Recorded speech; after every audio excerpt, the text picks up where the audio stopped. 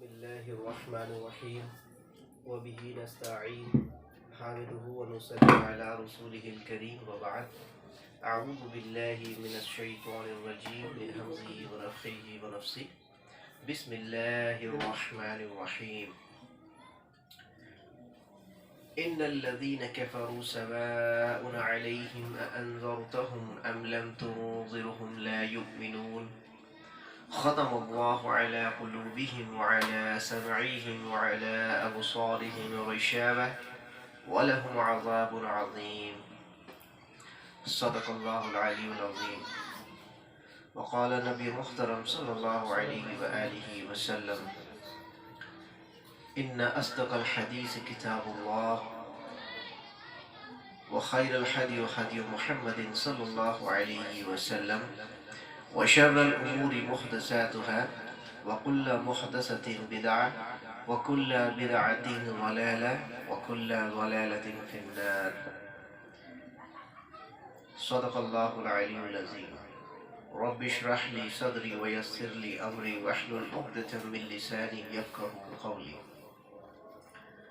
تمام قسم کی تعریف، توصیف، بڑائی بزرگی صرف اور صرف اللہ رب العزت کے لیے لائق اور ذبح ہے، اور بے شمار درود السلام ہو نبی رحمت صلی اللہ علیہ وآلہ وسلم پر، ان کے پاک اہل بیت پر، ان کے اصحاب پر اور صالحین بندوں پر الی یوم الدین، آمین۔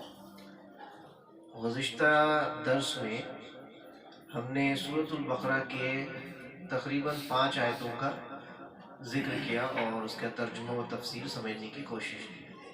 آج انشاءاللہ تعالی آیت نمبر 6 اور 7 ہم لوگ اس کی تفسیر اور ترجمہ سمجھنے کی کوشش کریں گے، اور اسی کے ساتھ اس کی پہلی رکوع ختم ہوتی ہے، یعنی آج سورۃ البقرہ کی پہلی رکوع مکمل ہوتی ہے۔ اب تک 5 آیتوں میں اللہ رب العزت نے خاص طور پہ یعنی بالخصوص مومنین کے اوصاف بیان کیے کہ کلمہ گو مومن کیا ہے، کون ہے، اور ان کے خاص اوصاف یعنی ان کی صفتیں کیا ہے، اور ان صفتوں کے بدلے اللہ رب العزت نے ان کو کیا دیا۔ تو ہمیں پتہ چلا کہ اللہ رب العزت نے مومنین کا ذکر کیا، کہا کہ وہ لوگ ہوتے ہیں جو تقوی میں رکھتے ہیں، جو ایمان رکھتے ہیں غیب پہ، جو نماز قائم کرتے ہیں، جو اپنے کمائے ہوئے حلال رزق میں سے صدقہ کیا کرتے ہیں، جو ایمان لاتے ہیں اللہ کے نبی صلی اللہ علیہ وسلم پر اور ان سے پہلے نازل کردہ کتابوں پر، اور پھر جو آخرت پہ بھی ایمان رکھتے ہیں۔ یعنی موٹی موٹی بڑی بنیادی باتیں اللہ رب العزت نے ان کے بارے میں بیان کر دی، اور پھر کہا کہ ایسے جو لوگ ہیں یہی لوگ ہدایت والے ہیں، اور یہی لوگ جو ہے کامیاب ہونے والے ہیں۔ اللہ کے نزدیک جو کامیاب کا مطلب ہے وہ ہے جنت، اور جو ناکام کا جو اللہ رب العزت لفظ استعمال کرتا ہے اس کے معنی ہوتا ہے جہنم۔ ہمارے نزدیک کامیاب سے مراد ہم لوگ دنیا میں ترقی پانے والے، بالخصوص امیر ہو جانے والوں کو کہتے ہیں، لیکن اللہ کے نزدیک جب بھی اللہ کہتا ہے کہ یہ بندہ فلاح پانے والا ہے یعنی مفلحین میں سے ہے، اس کا معنی ہے کہ وہ جنت جائے گا۔ اور جس کو کہہ دیا کہ یہ ناکام ہے تو ناکامی کا ایک ہی کلیئر مطلب ہے، وہ ہے جہنم۔ اب اللہ رب العزت نے ایک جماعت کا خاص ذکر کر دیا، تعارف کر دیا، اب اس کے جسٹ اپوزٹ جماعت کا ذکر کیا جا رہا ہے، بالکل اس کے خلاف، یعنی ایک ہے مومن ایمان رکھنے والا، اور اس کے جسٹ خلاف ہے کافر، یعنی اس چیزوں کا انکار کرنے والا۔ یعنی جن جن چیزوں پہ اللہ نے جڑایا ایک ایک کر کے کہ ان چیزوں پہ جو لوگ ایمان رکھتے ہیں وہ مومن ہیں، اور اس کے جسٹ اپوزٹ جو ان لوگوں پہ ایمان نہیں رکھتے ان چیزوں پہ وہ کافر ہیں۔ اب کافر کی ایک اور شرط ہے کہ اگر وہ ان چیزوں میں سے کس چیز پہ یعنی چند چیزوں پہ ایمان رکھتے اور چند پہ نہیں رکھتے تو بھی وہ کافر ہیں۔ لیکن یہاں پہ جو بیان کیا جا رہا ہے، یہ میں پہلے اس کا ترجمہ کرتا ہوں، اس کے بعد تفسیر کرنے کی کوشش کروں گا۔ اللہ نے کہا ان الذین، بے شک وہ لوگ، کفروا جو کفر کرتے ہیں، جھٹلاتے ہیں، سواء علیہم انذرتہم ام لم تنذرہم لا یؤمنون۔ اے نبی علیہ السلام، ان لوگوں کو آپ سمجھائیں یا نہ سمجھائیں، یہ لوگ ایمان لانے والے نہیں ہیں۔ ختم اللہ علی قلوبہم وعلی سمعہم وعلی ابصارہم غشاوہ ولہم عذاب عظیم۔ اللہ رب العزت نے سیل ختم یعنی مہر لگا دیا ان کے دلوں پہ، ان کے سننے پہ، ان کے دیکھنے پہ، اور یہ لوگ بہت بڑے عذاب میں جانے والے ہیں۔ یعنی دو ہی آیتوں میں اللہ رب العزت نے ان کا کلیئر کٹ بیان کر دیا۔ اب سوال یہاں پہ یہ آتا ہے کہ یہ کافر کس قسم کے ہیں کہ اللہ رب العزت نے اتنی سخت کلامی کی ہے ان لوگوں کے بارے میں کہ ان کو سمجھائیں یا نہ سمجھائیں یہ ایمان لانے والے نہیں ہیں، حالانکہ نبی علیہ السلام کو خاص کر کے بھیجنے کا مقصد ہی یہ ہے کہ لوگوں کو سمجھائیں۔ یعنی اللہ کے نبی صلی اللہ علیہ وسلم کا جو تعارف قرآن کریم میں کیا گیا، اللہ تعالیٰ نے کہا کہ وَاذْكُرُوا نِعْمَةَ اللَّهِ عَلَيْكُمْ إِذْ كُنْتُمْ أَعْدَاءً فَأَلَّفَ بَيْنَ قُلُوبِكُمْ فَأَصْبَحْتُمْ بِنِعْمَتِهِ إِخْوَانًا وَكُنْتُمْ عَلَى شَفَا حُفْرَةٍ مِّنَ النَّارِ فَأَنْقَذَكُم مِّنْهَا۔ اللہ کے نبی صلی اللہ علیہ وسلم کا تعارف قرآن نے کچھ اس طرح سے کرایا کہ مومنین کو کہا کہ ان نعمتوں کو یاد کرو، وَاذْكُرُوا نِعْمَةَ اللَّهِ عَلَيْكُمْ، ان نعمت کو یاد کرو جو اللہ نے تمہارے اوپر کیا۔ وہ کیا نعمت ہے؟ کہا کہ تم لوگ ایک دوسرے کے دشمن ہوا کرتے تھے، ایک لوگ دوسرے کی جان کے پیاسے ہوا کرتے تھے۔ فَأَنْقَذَكُم مِّنْهَا، تو میں نے میرے محبوب محمد رسول اللہ صلی اللہ علیہ وسلم کو تمہارے بیچ مبعوث فرمایا، اور ان کی تبلیغ، ان کی محبت، ان کی تعلیمات نے تمہارے بیچ میں ایسی محبت ڈال دی کہ تم ایک دوسرے کے بھائی بھائی ہو گئے۔ اور پھر کہا کہ اور تم لوگ جہنم کے کونے جا چکے تھے، بس گرنے ہی والے تھے کہ اللہ کے نبی علیہ السلام نے تمہیں کھینچ کے وہاں سے نکالا اور جنت کی طرف کر دیا۔ یعنی اللہ کے نبی صلی اللہ علیہ وسلم کے بھیجنے کا، ان کی بعثت کا جو مین ریزن ہے وہ لوگوں کو ڈرانا اور سمجھانا ہی ہے، یعنی نظار کرنا، ڈرانا اور بشارت دینا ہے۔ لیکن یہ کیا بات ہے کہ اللہ تعالیٰ ان سے، نبی صلی اللہ علیہ وسلم سے کہہ رہے ہیں کہ ان کو اب سمجھاؤ یا نہ سمجھاؤ کوئی فرق ہی نہیں پڑتا، یہ ایمان لانے والے نہیں ہیں اور ہم نے ان پہ مہر بھی لگا دی۔ تو اب سب سے بڑا سوال ہے کہ آخر یہ کن لوگوں کا ذکر ہوگا؟ اس کی تفصیل جاننا بہت ضروری ہے، کیونکہ غیر مسلمان خاص کر کے جو قرآن پہ اعتراضات کرتے ہیں وہ ان آیتوں کو اٹھاتے ہیں، اور اٹھانے کے بعد کہتے ہیں کہ تمہارا رب تو خود نہیں چاہتا کہ لوگ جو ہے وہ ایمان لائے، لوگ جو ہے جنت میں جائے، اور تم کہتے ہو تمہارا رب رحمان اور رحیم ہے۔ یہ کیسا مطلب ہے؟ اس طرح کے سوال کرتے ہیں آپ سے۔ اب دیکھیے اس کی بالخصوص اس آیت سے ان کافروں سے مراد چند گروپ ہیں، اور بالعموم یہ جس پہ فٹ ہوتا ہے اس کے لیے۔ میں اس کا تعارف کروا دیتا ہوں، آپ لوگ اس کو سمجھ جائیں انشاءاللہ۔ پہلے تو کفر کا کیا معنی ہوتا ہے؟ کفر کے معنی ہوتے ہیں انکار کر دینا، ہے نا؟ چند چیزیں ہیں جیسا کہ اللہ نے کہا بتاؤ یہ اللہ کی کتاب ہے کہ نہیں؟ اب جو کہتا ہے ہاں یعنی اس نے اقرار کیا، اور جو کہتا نہیں اس نے انکار کیا۔ تو جو کہتا ہاں یعنی وہ مومن ہے، اور جو کہتا نہیں وہ ہے کافر۔ سمپل۔ کافر کوئی گالی نہیں ہے، کافر کوئی یہ چیز نہیں ہے، بس ہم جن چیزوں کا دعویٰ اسلام کرتا ہے، جو اس دعوے کو مانتا ہے وہ مسلمان مومن ہے، جو نہیں مانتا وہ کافر ہے۔ اگر آپ دعوے کو نہیں بھی مانتے ہیں اور پھر کفر کافر کہنے سے چڑھتے بھی ہیں تو پھر یہ آپ کا دماغ کا مسئلہ ہے۔ یا تو آپ مان کے مسلمان ہو جائیں گے، اور یہ نہیں مانیے تو کافر، کیونکہ ہمارے پاس جو ٹرمز ہے وہ یہی ہے نا؟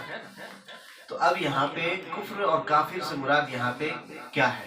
پہلا تو میں نے بتایا کفر کے معنی ہوتا ہے انکار کرنا، کافر جو انکار کر رہا ہے۔ اب یہاں پہ اللہ رب العزت نے کیا کیا، کن لوگوں کے بارے میں کہا؟ اس سے خاص طور پہ مراد تین جماعت ہے، تین قسم کی جماعت ہے۔ پہلی جماعت وہ ہے جو مکے سے تعلق رکھتی ہے، یعنی کافرین، مشرکین۔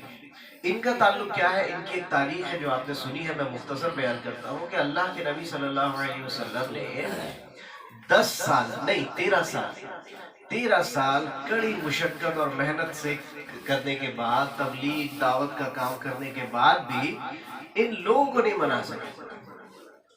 اب آپ دیکھیے کہ تبلیغ کرنے والا کون؟ دنیا اور آخرت کا سب سے بہترین مبلغ محمد رسول اللہ صلی اللہ علیہ وسلم۔ تبلیغ کی کس چیز سے جا رہی ہے؟ قرآن کریم، دنیا اور آخرت کی سب سے بہترین کتاب۔ تو نہ کتاب میں کوئی ڈاؤٹ، نہ تب دعوت دینے والے میں کوئی ڈاؤٹ، نہ دعوت کے طریقے میں کوئی ڈاؤٹ، اور ڈائریکٹ گائیڈ کون کر رہا ہے؟ اللہ رب العزت۔ ہم اور آپ تبلیغ کرنے نکلتے ہیں تو ذہن میں کہیں نہ کہیں کوئی خدشہ رہتا ہے کہ یار ہم لوگ خود صحیح راستے پہ ہیں کہ نہیں، لیکن وہاں تو کوئی ڈاؤٹ ہی نہیں۔ اس کے باوجود 13 سالہ محنت کے بعد بھی یہ قبائل کے جو سردار ہیں یہ لوگ مسلمان نہیں ہوئے۔ اب اللہ کے نبی علیہ السلام نے رونا شروع کر دیا، پریشان ہو گئے، اس لیے نہیں کہ کوئی بات نہیں مان رہا، اس لیے کہ یہ لوگ کہاں جا رہے ہیں۔ اللہ کے نبی صلی اللہ علیہ وسلم کے پاس بات تو کلیئر تھی کہ یہ لوگ جب میری باتوں کو نہیں مان رہے، مجھے گالی دے رہے، تو اس کا اینڈ ریزلٹ کیا ہونے والا ہے؟ یہ لوگ جائیں گے کہاں پہ؟ دنیا میں تو چلو وہ اپنے طاقت کے زور پہ، پیسے کے زور پہ مجھ پہ زبریت کر بھی لے، یعنی مجھ پہ تھوڑا غلبہ پا بھی لے، لیکن آخرت میں تو یہ جلنے والے اور ہمیشہ ہمیش جلنے والے۔ اس تکلیف نے اللہ کے نبی صلی اللہ علیہ وسلم کو بہت زیادہ غمزدہ کر دیا، حتیٰ کہ اللہ تبارک و تعالیٰ کو آیتیں نازل کرنی پڑی۔ آپ پڑھیں گے سورۃ الکہف کی شروعات میں آتی ہے، اللہ تبارک و تعالیٰ نے اپنے نبی صلی اللہ علیہ وسلم کو یعنی سمجھاتے ہوئے کہا فَلَعَلَّكَ بَاخِعٌ نَفْسَكَ عَلَىٰ آثَارِهِمْ إِن لَّمْ يُؤْمِنُوا بِهَٰذَا الْحَدِيثِ أَسَفًا۔ اے نبی، آپ اپنے آپ کو ہلاکت میں کر دیں گے، یعنی ختم کر دیں گے رو رو کے، صرف اس لیے کہ یہ لوگ اس حدیث کے اوپر ایمان نہیں لاتے۔ یعنی اللہ کے نبی صلی اللہ علیہ وسلم اتنا اپنے آپ کو ٹارچر کرنے لگے، اتنا زیادہ پریشان ہونے لگے کہ اللہ تبارک و تعالیٰ نے ان کو پھر بتایا فَذَكِّرْ إِنَّمَا أَنْتَ مُذَكِّرٌ، آپ ڈرائیے، آپ صرف ڈرانے کے لیے آئے ہیں، لَسْتَ عَلَيْهِمْ بِمُصَيْطِرٍ، آپ کوئی دروگا نہیں ہے کہ مار مار کے لوگوں کو ایمان کروا ہی دیں گے۔ لیکن آخر وجہ کیا ہے؟ یہ لوگ 13 سالہ زندگی ہو گئی، ان لوگوں نے ایمان نہیں لائے۔ اس کا سب سے بڑا ریزن جو مفسرین لکھتے ہیں، اور اللہ تبارک و تعالیٰ کا اتنا غصہ ہونا کہ ایسا کہنا کہ ان کو سمجھائے یا نہ سمجھائے یہ لوگ ایمان لانے والے نہیں ہیں، ان دونوں کے پیچھے کا ایک سبب ہے، اور وہ سبب یہ ہے کہ یہ لوگ جو ایمان نہیں لا رہے تھے اور بظاہر طور پہ یہ لوگ دیندار تھے اپنے مذاہب کے، حقیقت میں یہ لوگ دنیا دار تھے۔ اس کی حقیقت یہ تھی کہ یہ دنیا دار لوگ تھے۔ یہ لوگ اپنے ان بتوں کی یا اپنے ان الہوں کی جن کو انہوں نے خدا بنایا ہوا تھا اس کی عبادت اس لیے نہیں کرتے تھے کیونکہ ان کو جنت جانا تھا اور جہنم کا خوف تھا۔ ان لوگوں کا عبادت کرنے کا، یا اس زمانے میں یا اب آج کے زمانے میں قیاس کر لے تو پتہ چلے کہ جو لوگ مندر مسجد کے نام پہ لڑ رہے ہیں، اور اس طرح کے جو اس زمانے میں جو لوگ اللہ کے نبی صلی اللہ علیہ وسلم سے لڑ رہے تھے، ایسا کوئی بات نہیں تھا کہ وہ لوگ اپنے ایمان پہ بہت مضبوط تھے، الا ماشاءاللہ، سوائے چند لوگوں کے۔ اکثریت جو تھی ان کے سرداروں کی وہ دنیا پرستی تھی۔ ان کے جتنے بھی دعوے تھے، جتنے بھی بظاہر طور پہ ان کے بہت زیادہ مقدسات تھے کہ ہم ان کو خدا مانتے ہیں، ان کی محافظ کرتے ہیں، در حقیقت میں جو فائدے ان چیزوں سے جڑے ہوئے تھے وہ ان سے جڑے ہوئے تھے۔ مثال کے طور پہ جتنا کمائی ان لوگوں کا اس زمانے میں ہو رہا تھا حج کی وجہ سے، کہ لوگ حج کرنے کے لیے آتے تھے، لات منات عزا نائلہ حبل وسیلہ، یہ جو بت لگے ہوئے تھے ان بتوں کو خریدتے تھے، پھر الگ الگ قسم کے انہوں نے بہت سارے رسم و رواج بنائے ہوئے تھے جس کی بنیاد پہ وہ لوگ پیسے ہڑپتے تھے۔ جیسے آج آپ کہیں جاتے تو پتہ چلتا ہے کہ اس گاش میں گھوم لو تمہاری مراد پوری ہو جائے گی، یہاں جھاڑ میں کچھ باندھ دو تمہارا مراد پورا ہو جائے گا، اور یہ مراد پورا کرنے کے چکر میں آپ ان کی مرادیں پورے کر دیتے اور وہ لوگ امیر ہو جاتے ہیں۔ تو سیم یہ چیزیں اس زمانے میں بھی ہوا کرتی تھی، اور ان کا مین جو ریزن تھا، اور آخر کار انہوں نے اس چیز کو ظاہر بھی کر دیا یہ بول کے کہ محمد صلی اللہ علیہ وسلم آپ کے اس تبلیغ کی وجہ سے فائنینشیل ہم لوگ کو بہت پرابلم ہو رہا ہے، تو آپ ایک کام کیجئے، 6 مہینہ ہم آپ کے خدا کی عبادت کرتے ہیں، 6 مہینہ آپ ہمارے خدا کی عبادت کی۔ تو اللہ کے نبی صلی اللہ علیہ وسلم نے جواب میں کہا کہ اگر کوئی میرے ایک ہاتھ میں سورج اور دوسرے ہاتھ میں چاند بھی لا کر رکھ دے اور کہے کہ اس دعوت سے پھر جاؤ جو اللہ نے ذمہ داری مجھے دی، تو محمد صلی اللہ علیہ وسلم یہ کام نہیں کر سکتے۔ یعنی آخر کار انہوں نے یہ ظاہر کر دیا کہ وہ لوگ ایسا کیوں کر رہے ہیں، ان کو کوئی حفاظت نہیں کرنا تھا اپنے بتوں کی، اپنے خداؤں کی، در حقیقت وہ اٹیک ہو رہا تھا ان کے پیٹ پہ جو کمائی کا ذریعہ انہوں نے بنایا ہوا ہے۔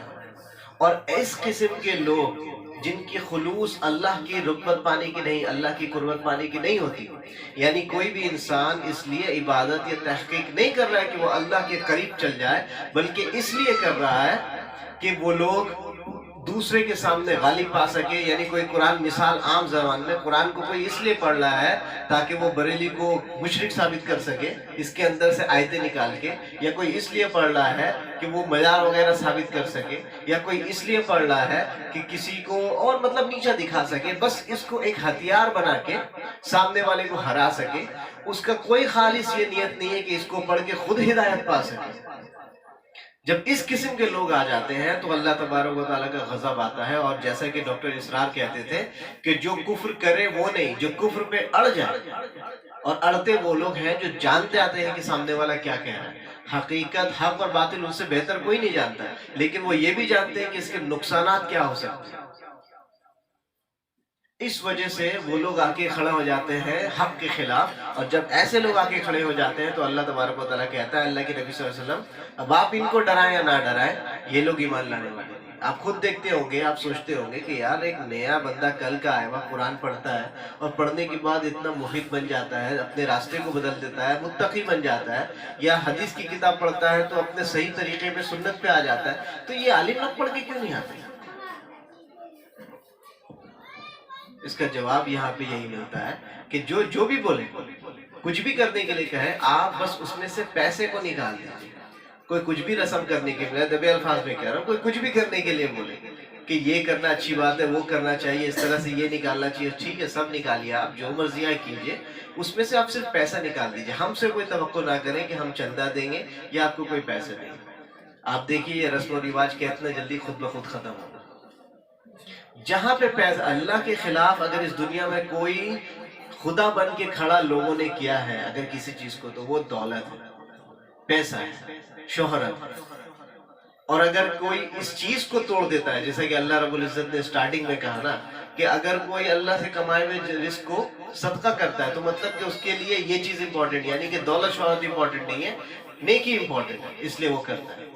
اور اللہ تبارک و تعالیٰ نے کافر کی کیا مثال بیان کی کہ وہ لوگ جو مال کو جمع کرتے رہتے ہیں اور بھی یہ سوچتے ہیں کہ یہ مال آخرت میں ان کا کام آنے والا ہے، لیکن ہر حقیقت اللہ نے کہا ان مال کے ساتھ اللہ تبارک و تعالیٰ اسے جہنم میں ڈالے گا، تاکہ جہنم میں وہ اپنے ان مال کو دیکھے کہ اس کے سامنے یہ دولت اور ساری چیزیں رکھے لیکن اس کی حفاظت نہیں کر سکتی۔ تو بات یہاں پہ یہ تھی کہ وہ زمانے کے لوگ تھے جو دنیا سے جڑے ہوئے تھے، چاہے وہ آج کے ہو یا اس زمانے کے ہو، وہ اللہ کے نبی صلی اللہ علیہ وسلم سے اس لیے نہیں لڑ لیتے کہ وہ اپنے دین میں بہت زیادہ ایک دم ثابت قدم تھے، بلکہ وہ یہ بالکل سمجھ رہے تھے کہ اگر میں نے محمد صلی اللہ علیہ وسلم کو اللہ کا رسول مان لیا تو پھر مجھے یہ ماننا پڑے گا کہ یہ جو بغل میں بیٹھا ہوا میرا غلام ہے یہ میرے برابر کا ہے۔ پھر اسے یہ سمجھنا پڑے گا کہ انسان اور جانور میں فرق ہے، پھر اسے یہ سمجھنا پڑے گا کہ عورتوں اور مردوں کے جو درجات ہیں اللہ نے برابر کر دیے، پھر اسے یہ بات ماننی پڑے گی کہ اللہ تبارک و تعالیٰ کے نزدیک ہر انسان برابر ہے، چاہے وہ کسی بھی قبیلے سے تعلق رکھے، کسی بھی جماعت سے تعلق رکھے۔ پھر اسے یہ ماننا پڑے گا کہ جو تمہارے پیٹ میں جانے والا کھانا ہے وہ حلال ہونا چاہیے، حرام نہیں ہونا چاہیے، تمہیں سود چھوڑنی ہوگی، تمہیں زنا چھوڑنا ہوگا، تمہیں فاحشات چیزیں چھوڑنی ہوگی، تمہیں تکبر چھوڑنی ہوگی۔ تو یہ ساری چیزیں نہیں چھوڑ سکتے، اس لیے انہوں نے حق کو چھوڑا۔ اور جب ایسے لوگ سمجھنے کے بعد حق پہ اڑ جاتے ہیں تو پھر اللہ تبارک و تعالیٰ کہتا ہے اللہ کے نبی ان کو سمجھائے نہ سمجھائے کوئی فرق نہیں پڑتا، یہ لوگ ایمان لانے والے۔ پہلی جماعت ہو گئی۔ دوسرے کون لوگ تھے؟ دوسرے تھے یہودی کی جماعت، اس زمانے میں خاص طور سے۔ اس کی ایک روایت آتی ہے تاریخ طبری کے اندر، اور امام ابن کثیر رحمۃ اللہ علیہ نے تفسیر ابن کثیر جب لکھی تو اس میں اس روایت کو بھی لایا کہ امہات المومنین میں سے ایک ہماری امی تھی، ان کا نام تھا حضرت حفصہ رضی اللہ تعالیٰ، جو یہودی تھی۔ خیبر کی جب فتح مسلمانوں کو نصیب ہوئی تو وہ اللہ کے نبی صلی اللہ علیہ وسلم کے جوزیت میں آ گئی۔ تو وہ یہ بیان کرتی ہیں کہ جب اللہ کے نبی صلی اللہ علیہ وسلم نئے نئے مدینے میں آئے تو میں نے اپنے کانوں سے، کیونکہ ان کے والد اور ان کا بھائی، یعنی ان کے جو والد تھے اور ان کا بڑا بھائی جو تھا وہ بڑے علماء میں سے تھے یہودیوں کے اندر، بڑا ان کا رسوخ تھا۔ تو کیا ہوا کہ یہ لوگ کہتے ہیں کہ میں نے اپنے کانوں سے سنا کہ یہ لوگ دونوں گئے اللہ کے نبی صلی اللہ علیہ وسلم کے پاس، واپس آئے اور گھر میں بات کر رہے تھے۔ میں نے جب کان لگا کر سنا تو وہ یہ بات کر رہے تھے کہ ان کا بھائی یہ کہہ رہا تھا اپنے والد سے کہ کیا یہ وہی اللہ کا نبی ہے جس کے بارے میں ذکر ہماری کتابوں میں موجود ہے؟ تو وہ کہتے ہیں اللہ کی قسم یہ وہی نبی ہے اور یہ وہی پیشن گوئیاں لے کر آیا ہے، وہی کتابیں اور وہی باتیں لے کر آیا ہے جو کتابوں ہماری کتابوں میں لکھا ہوا ہے۔ تو پھر ان کا بیٹا کہتا ہے کہ اب ہمیں کیا کرنا ہوگا؟ تو کہا کہ اللہ کی قسم جب تک ہم زندہ رہیں گے ان کی مخالفت کریں گے اور ان کی بات کو لوگوں تک پہنچنے نہیں دیں گے۔ یہ انہوں نے کہا کہ میں نے اپنے کانوں سے سنا۔ ریزن کیا تھا؟ ریزن یہی تھا کہ یہودیوں نے، جیسے آج کے مسلمانوں نے اسلام کو غائب کر دیا، آج مسلمان کے لیے یہ ایک چیلنج کی بات ہو گئی ہے کہ ہم ایک اسلام کو معلوم کریں کہ اسلام کیا ہے، صحیح اسلام۔ ہمیں بس چند باتیں معلوم ہے کہ اللہ ہے، نماز ہے، روزہ ہے، حج ہے، لیکن اگر کسی بھی یہاں بیٹھے ہوئے لوگ یا میں یا کسی کو بھی اگر اسلام جاننا ہو، حق میں اسلام کیا ہے، تو بیچارہ پریشان ہو جاتا ہے، اور خاص کر کے یہ مسئلے پڑھے لکھے طبقوں کے ساتھ ہے۔ وہ بولتے ہیں کہ آخر دین ہے کیا یار، ادھر جاؤ بولتا ہے بریلوی صحیح، دیوبندی صحیح، اہل حدیث صحیح، یہ صحیح. تو ایک عام آدمی کرے کیا؟ اگر آپ بیٹھ کے 72 فرقوں کی کتابیں پڑھنا شروع کر دیں گے تو پھر آپ تو گئے، تو پھر کرے کیا؟ اور اللہ کا بہت بڑا کرم ہے مسلمانوں کے اوپر کہ قرآن میں تحریف نہیں ہوئی، اور اللہ نے غیر معمولی طریقے سے احادیث کا ذخیرہ جمع کر دیا. اسی لیے اللہ نے خاص نہیں کہا اِنَّا نَحْنُ نَزَّلْنَا الْقُرْآنَ وَإِنَّا لَهُ لَحَافِظُونَ، ہم نے قرآن نازل کیا اور اس کی حفاظت کی. نہیں، اللہ نے کہا کہ ہم نے ذکر نازل کیا اور اس کے محافظ بنے. تو آپ دیکھ لیجئے کہ اتنا غیر معمولی طریقے سے جس طرح سے احادیثوں کو جمع کیا گیا اور قرآن کو برقرار رکھا گیا، اس دنیا میں نہ ایسی کسی کے اسوہ نمونہ کی حفاظت کی گئی اور نہ ہی ایسی کسی کتاب کی حفاظت کی گئی پوری تاریخ میں. اور وہ مسلمان کی جماعت تھی جنہوں نے ایک نئے طریقے کو ایجاد کیا کہ کس طرح سے کسی کی کتاب کو، کسی کی باتوں کو صحیح طریقے سے ہم جو ہے ایک جگہ اسٹور کر کے اس کو ریٹن فارم میں لکھ دیں. تو اللہ نے اس طرح سے ہماری حفاظت فرمائی تو مسلمان بچ گئے. لیکن یہودیوں کے ساتھ معاملہ ہوا نہیں تھا. تو یہودیوں کے ساتھ کیا تھا کہ ان کے علماؤں نے اپنے حساب سے دین کو توڑ موڑ کے رکھ دیا، اور جب اللہ کے نبی صلی اللہ علیہ وسلم آئے تو یہ بالکل ان کو پہچان گیا. کیوں؟ کیونکہ قرآن نے کہا آپ سے پہلے جن لوگوں پہ کتابیں نازل ہوئی وہ آپ کو اس طرح سے جانتے جس طرح سے وہ اپنے بچوں کو جانتے ہیں. یعنی ایک باپ اپنے بیٹے کو جتنا بہترین طریقے سے جانتا ہے دوسرا کوئی نہیں جانتا. تو اللہ نے کلیئر میں کہا کہ ہم آتا انعام کتاب قبلہم، آپ سے پہلے ہم نے جن پہ کتاب نازل کی وہ آپ کو اس طرح سے جانتے جس طرح سے اپنے اولاد کو. تو یہ سارے یہودی جو زمانے کے تھے وہ یہ جان چکے تھے. لیکن اب پرابلم کیا ہوا کہ اب اللہ کے نبی صلی اللہ علیہ وسلم اگر آ گئے تو ظاہر سی بات ہے ان کی قانون کو ماننا پڑے گا. کیونکہ دین جو ہے وہ یہ نہیں ہے کہ بھائی آؤ نماز پڑھنا شروع کر دو، روزہ رکھنا شروع کر دو، باقی جو مرضی آ کے. نہیں، یہ دین جو ہے اللہ تبارک و تعالیٰ نے کسی بھی شعبے کو خارج نہیں کیا. آپ کی زندگی کی ابتدا سے لے کے انتہا میں آپ کیا کریں گے، تمام چیزوں کو اللہ تبارک و تعالیٰ نے بطور شریعت آپ کو بتا دیا ہے. یعنی اب آپ کو اتنا ٹینشن نہیں لینا ہے کہ آپ کو کوئی نئے قانون، نئے قوانین، نئے آئین بنانا پڑے گا. اللہ رب العزت نے آلریڈی ساری چیزیں بنا دی، اور سب سے بہترین آئین بنانے والا اور سمجھانے والا محمد رسول اللہ صلی اللہ علیہ وسلم کو تمہارے بیچ بھیج دیا. اور سب سے بہترین جماعت کہ ایک شخص کے متبع کیسے ہو سکتے ہیں، کیسے لوگ، فرما برداری کیا ہوتی ہے، فرما برداری کی اصلی تفسیر کرنے والے صحابیوں کی جماعت ہے. اور اللہ کے فضل ہے کہ اللہ نے ان تمام لوگوں کی جو اسوہ نمونہ ہے، صرف خاص اللہ کے نبی صلی اللہ علیہ وسلم کی نہیں بلکہ ان صحابیوں کی بھی، ان پاک اہل بیتوں کی بھی، ان تمام لوگوں کی جو زندگی ہے اس کو کتابوں میں لکھ دیا تاکہ آج ہم اس کو پڑھیں اور اس زمانے کو ظاہری طور پہ نہیں لیکن کتاب کے ذریعے ان کو دیکھ سکیں.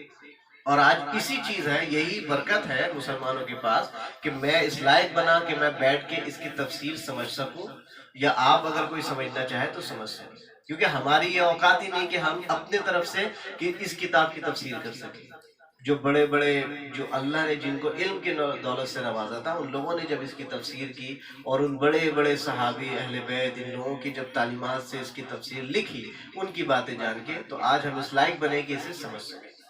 بہرحال میں یہ کہہ رہا تھا کہ یہودی جو تھے وہ بالکل جانتے تھے کہ اللہ کے نبی صلی اللہ علیہ وسلم کون ہے، لیکن کون سی چیزیں ان کو روک رہی تھی؟ سب سے پہلے کہ ہم بڑے قبیلے سے ہیں، بنو اسحاق سے ہیں، بنی اسرائیل ہے، یہ ہے بنو اسماعیل.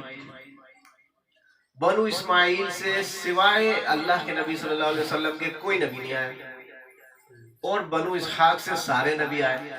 یعنی تقریباً کم و بیش، کوئی کہتا ہے لاکھ، کوئی کہتا ہے 50,000، کوئی کہتا ہے اس سے زیادہ، کوئی کم. یعنی نبیوں کے معاملے میں بنی اسرائیل سے زیادہ نبی کسی میں نہیں ہے. تو پھر ایسا کیسے ہو سکتا ہے کہ نبیوں کے سردار بنی اسماعیل سے آ جائے؟ یہ چیزیں انہیں کھٹکتی تھی. اس کے بعد وہ لوگ جو ہے نا امی کہا کرتے تھے ان کو، اہل مکہ کو، یعنی سمجھ لیجئے بنی اسماعیل کو، مشرکین کو امی. جیسے آپ امی لے کے جھگڑا کرتے نا کہ اللہ کے نبی کو امی بولا، یعنی نعوذ باللہ ان پڑھ وغیرہ. حقیقت میں امی وہ لوگ ان کو کہا کرتے تھے. یہ بولتے تھے کہ ہمارے پاس تو توریت ہے، ہمارے پاس تو انجیل ہے، ہمارے پاس تو زبور ہے، یعنی ساری کتابیں تو ہم پہ ہی نازل ہوئی. ان لوگوں کے پاس تو کوئی کتاب نہیں ہے، بس ایک چھوٹا سا مکہ ہے اور اسی کی یہ لوگ تابداری کرتے ہیں، حج کر کے پیسہ کماتے ہیں. یہ لوگ تو جاہل ہے، اس طرح سے باتیں کیا کرتے ہیں. یعنی وہ اس پورے قوم کو امی کہا کرتے تھے. تو اب اللہ نے یہی کہہ دیا کہ ہم نے اسی امی سے تمہارے لیے سردار منتخب کر لیا. یعنی اب کسی کے لیے بھی بہت بڑی بات ہے یہ، اس علاقے میں اگر کوئی بہت بڑا عالم ہو، جس کا رسوخ ہو، جس کا دبدبہ ہو، لوگ اس کی باتیں مانتے ہو.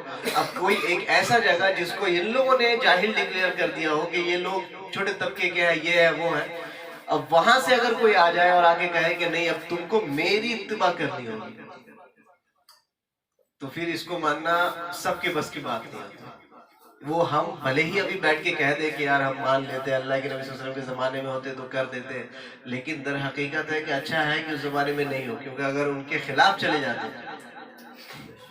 آج تو چلو ایک آپشن ہے ہمارے پاس، بول سکتے ہیں کہ اللہ ہم نے محبت اللہ کے نبی صلی اللہ علیہ وسلم سے سچی کی، لیکن اتباع میں تھوڑی سی خلط ملت ہو گئی، ہو سکتا ہے اللہ معاف کر دے. اس ٹائم جو بڑے لیول کے مومنین تھے اللہ نے ان کا انتخاب کیا، اور جو بڑے لیول کے کافرین تھے اللہ نے ان کا انتخاب کیا اس زمانے کے لیے. اور میں یہ کہتا ہوں کہ اللہ تبارک و تعالیٰ نے جس طرح سے اللہ کے نبی صلی اللہ علیہ وسلم کو مبعوث فرمایا جن لوگوں پر، تو ان کا انتخاب جیسا کہ اللہ تبارک و تعالیٰ نے کہا کہ میں نے سب سے بہترین اللہ کے نبی کو بنایا، اس کے بعد ان کے قریب والوں کو یعنی اہل بیت کو بنایا، اس کے بعد جیسے کہ ایک حدیث کی تفسیر آتی ہے حضرت ابن مسعود رضی اللہ عنہ کہ میں نے بہترین دل بنایا، بہترین لوگوں کو بنایا، بہترین قبیلہ جب بنایا تو قبیلہ اللہ کے نبی صلی اللہ علیہ وسلم کے انتخاب کر لیا، جو سب سے خاندان بہترین بنایا اس میں اللہ کے نبی کا انتخاب کر لیا. وہ تو ہمارے پوائنٹ آف ویو سے، لیکن جو یہودی تھے وہ اس چیز کو نہیں مانتے تھے، تو ان کے لیے یہ بہت ہی الگ بات ہو گئی تھی کہ یہ مکے سے آ کے ہمارے خلاف چڑھ کے ہمیں ان کی بات ماننی ہوگی.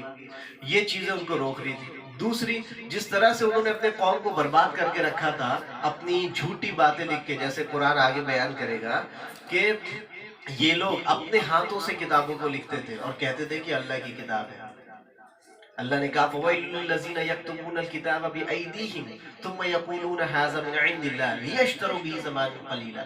یہ وہ بدترین لوگ ہیں جو ان کو اللہ جہنم میں ڈالے گا، جو اپنے ہاتھوں سے کتابوں کو لکھتے اور کہتے یہ اللہ کی کتاب ہے. کس لیے؟ لِيَشْتَرُوا بِهِ ثَمَنًا قَلِيلًا، چند پیسوں کے لیے. اب یہ ایک ایسا تو نہیں کہ انہوں نے ہاتھ سے لکھا زبور اور توریت اور بول دیا یہ توریت ہے، نہیں. جب ان سے کوئی مسئلہ پوچھنے کے لیے آتا تھا کہ فلاں مسئلہ کیا ہے، فلاں مسئلہ اسلام کے حساب سے کیسا ہے، تو پھر وہ اپنے ذہن کے اپنے حساب سے، یعنی اگر امیر آدمی ہے اور اس کو پیسہ دے رہا ہے اور اس نے کوئی غلط کام کر دیا ہو، جیسے آج کے زمانے میں اگر کسی نے زنا کر دیا، امیر آدمی ہے تو زنا کی سزا تو رجم ہے یا پھر قتل ہے، لیکن اگر آپ امیر آدمی ہیں تو آپ 60 پھگیر کھلا دیجئے. سمجھ رہے؟ یعنی ہر چیز کا سبسٹیٹیوٹ مولانا لوگوں نے نکال کے رکھا ہے. تو اس زمانے میں بھی مولانا لوگ تھے، تو اللہ تعالیٰ نے ان لوگوں کو ہی کہا کہ یہ اللہ، لوگ جو بات مانتے ہیں وہ تو یہی مانتے ہیں کہ یہ اللہ کی بات بتا رہا ہے، لیکن بیچ میں تو وہ اپنی بات ڈال رہا ہے. تو اسی طرح سے خلط ملط کر کے اس نے اپنے پورے قوم کو بیوقوف بنایا ہوا تھا. اب اس قوم کو سدھارنے کے لیے اللہ کے نبی صلی اللہ علیہ وسلم کو جب اللہ نے بھیج دیا تو یہ بات ان کے بیچ میں بہت کھٹکنے لگی. اور جیسا کہ میں نے کہا کہ ان لوگوں نے عدم کر لیا کہ اب جب تک زندہ رہیں گے اللہ کے نبی کی مخالفت کریں گے.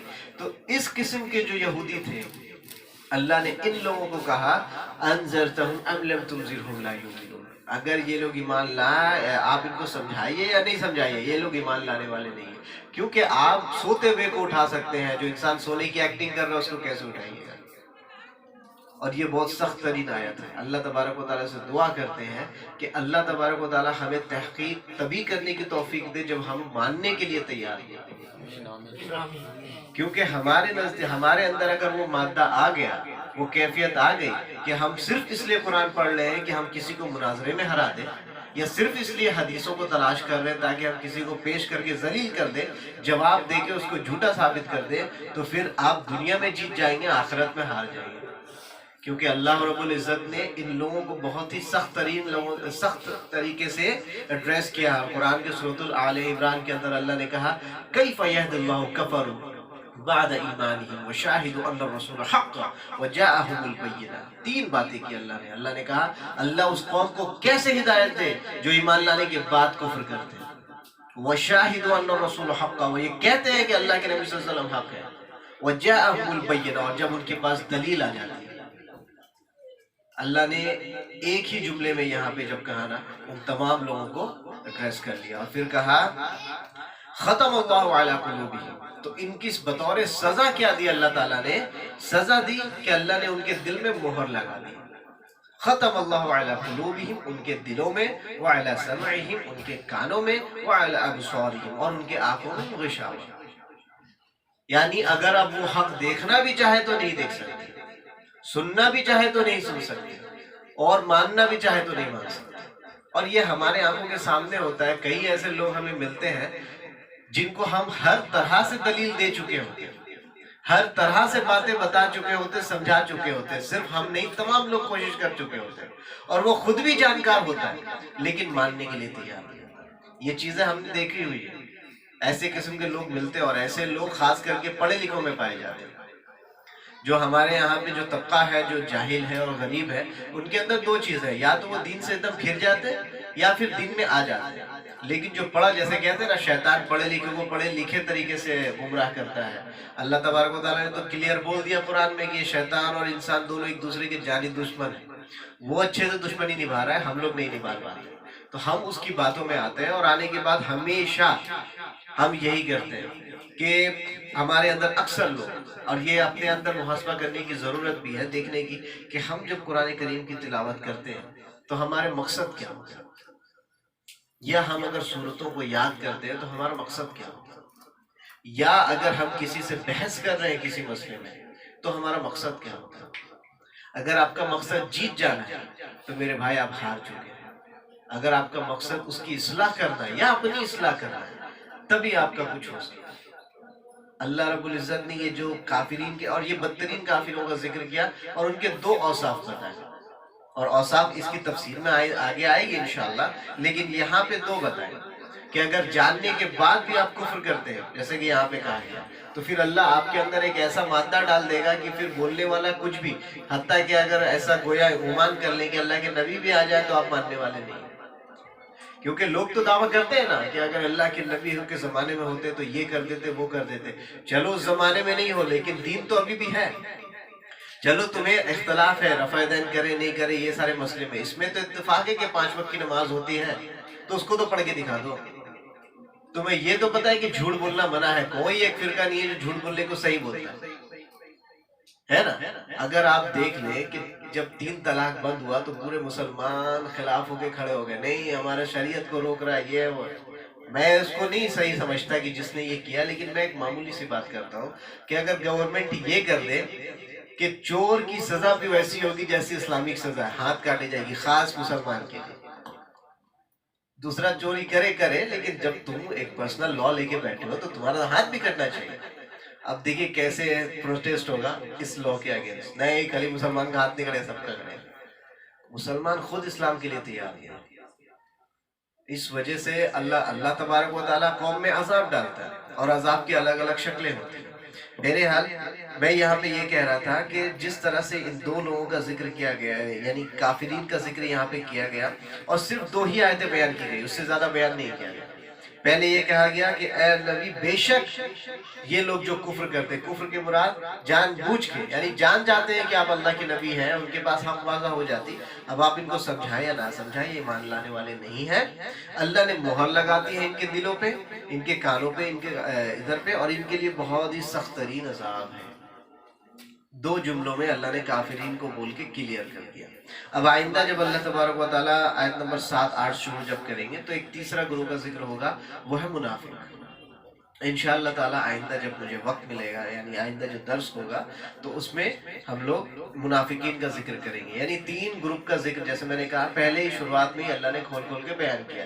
پہلے مسلمانوں کا کیا، پھر اس کے جسٹ اپوزٹ کافرین کا کیا، اور تیسرے طبقے میں کیا کریں گے. اب آئندہ جو اللہ تعالیٰ بیان کریں گے وہ کہیں گے منافقوں کا. تو اتنی باتیں جو میں نے کی ہیں، اللہ تبارک و تعالیٰ سے دعا کرتا ہے کہ اگر یہ حق باتیں میں نے کی ہے جو بھی کتاب و سنت کی دلائل کی روشنی میں، اللہ تبارک و تعالیٰ ہمیں اس پہ عمل کرنے کی توفیق دے.